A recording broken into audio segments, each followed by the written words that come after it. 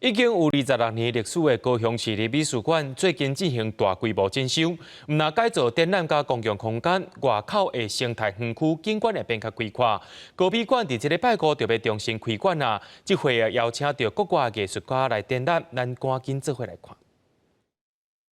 1、2、3，来。 乌帮沙灶出现一个比人较悬的囡仔面，伊的目睭甲喙不断变化。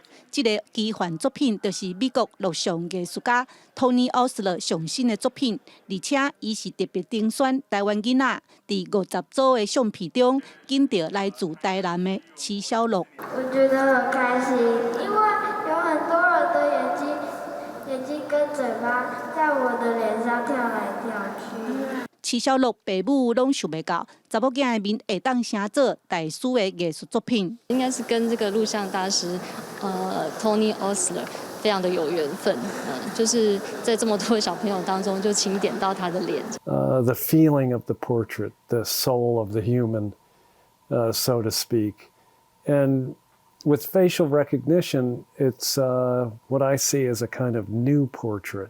这是 Tony Osler 头一摆来亚洲高雄美术馆推出国际大师的特点，嘛是因为因按算拜五要重新开馆。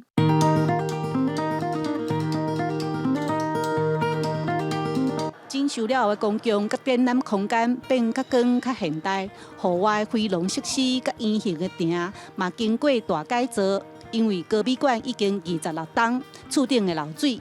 2018年，阁有80万的参观人次；2019年降到60万。去年拄着疫情，1月到10月却剩30万人。是要将高美馆变做一个新的形态的美术馆，从古早迄种敢殿堂共款吼，来感觉看会到无啥想要未来迄种感觉，对，特别是对咱的市民朋友拍开，互人感觉来美术馆是一件足快乐的代志。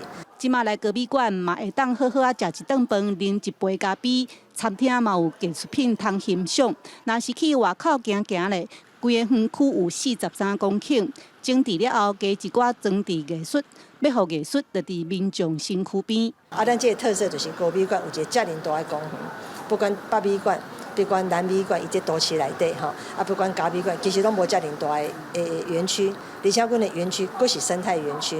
高美馆开馆迄当时是全台3大美术馆之一，即马伊重新定位，希望正做民众享受城市美好生活的所在。记者陈嘉文高雄报道。